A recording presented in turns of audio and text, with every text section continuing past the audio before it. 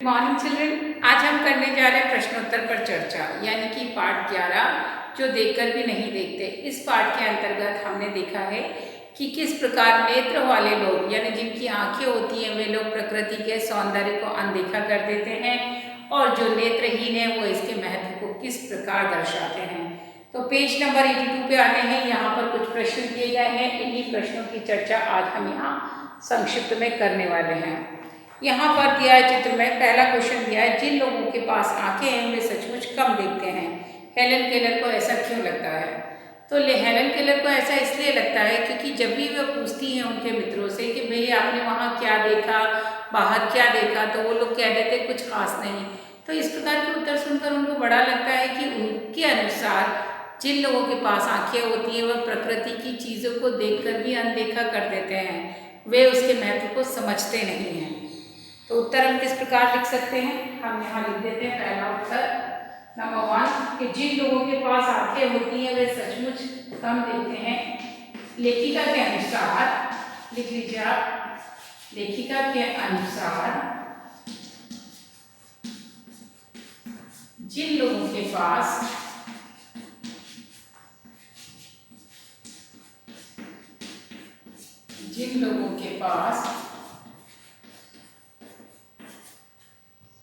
आंखें हैं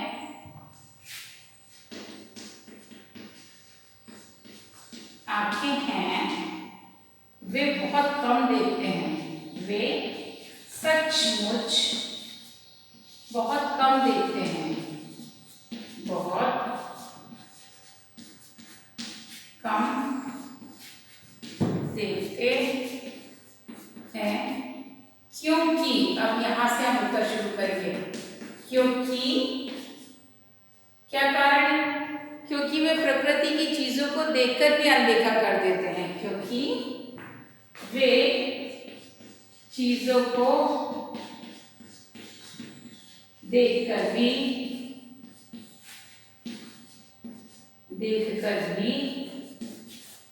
अनदेखा कर देते हैं। कैसे कर देते हैं? अनदेखा कर देते हैं। चीजों को देखकर भी अनदेखा कर देते हैं। और वे क्या करते हैं? अपने नेत्र, अपने आंखों के वरदान के महत्व को समझते ही नहीं हैं। वे आंखों के वरदान के महत्व को, आंखों के वरदान के महत्व को समझते ही नहीं हैं।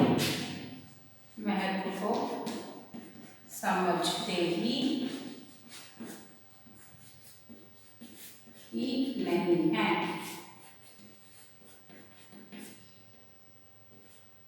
तो इस प्रकार आपने यहाँ पर पहले उत्तर में देखा कि लेखिका के अनुसार जिन लोगों के पास आंखें हैं वे सचमुच बहुत कम देखते हैं। क्यों कम देखते हैं? क्योंकि वे चीजों को देखकर भी अनदेखा कर देते हैं, और वे आंखों के वरदान के महत्व को समझते ही नहीं हैं। उनके लिए ये तो बहुत आम बात है, दिख रहा है उस चीज पे उन्हें ध्यान देना ही नहीं होता है। दूसरा प्रश्न दिया, प्रकृति का जादू किसे कहा गया है? तो इसे आप सिर्फ इतने ही शब्दों में कह सकते हो संक्षिप्त में कि प्रकृति का जादू किसे कहा गया है? प्रकृति के सौंदर्य को, प्रकृति के सौंदर्य को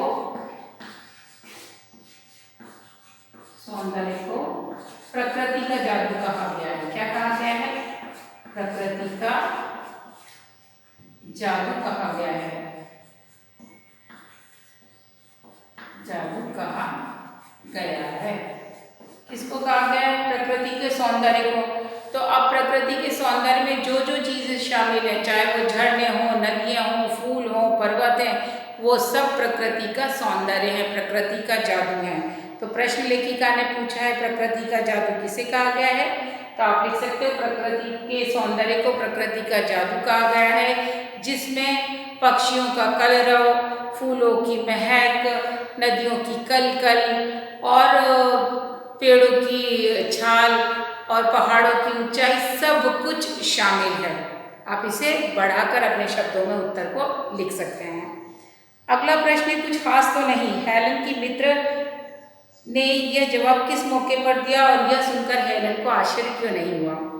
तो कुछ खास तो नहीं, हेलन की मित्र ने यह जवाब तब दिया था जब वह जंगल में घूमकर वापस आई थी और हेलन ने पूछा था कि तुमने वहाँ क्या देखा, तो उन्होंने कहा कुछ खास तो नहीं।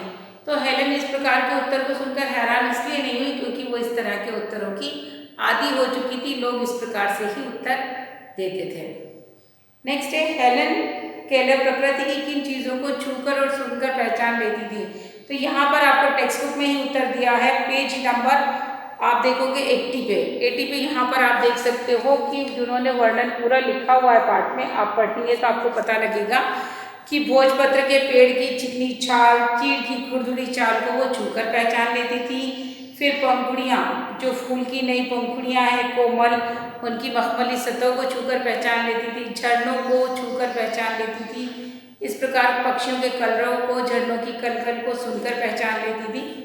ये आपको बताना है कि कौन सी चीज़ों को छूकर और उनको सुनकर पहचानती थी। जिंदगी के नियामत से, जबकि इस जिंदगी से, यहाँ 5वें प्रश्न में कहा गया है कि जबकि इस नियामत से जिंदगी को खुशियों के इंद्रधनुषी रंगों से हरा भरा किया जा सकता है, तुम्हारी नज़र में इसका क्या अर्थ हो सकता है? तो हमारी नज़र में लेखिका ने यह कहने का प्रयास किया है कि आंखें ऐसा वरदान है जिसके द्वारा हम अपनी जिंदगी में इंद्रधनुष के समान रंग भर सकते हैं। हम चीज़ों की खूबसूरती को देख सकते हैं, हम चीज़ों को देख के समझ सकते हैं और अपनी ज़िंदगी को भी रोशन कर सकते हैं। तो यहाँ आंखों के वरदान के महत्व को ही उन्होंने समझाने का प्रयास किया है। तो पाठ का वाचन कीजिए, इसके सारांश को समझिए और प्रश्नोत्तर स्वयं लिखने की कोशिश कीजिए। और अगर कोई दुविधा होगी तो हम आपके समक्ष फिर उपलब्ध होंगे, उपस्थित होंगे। तब तक के लिए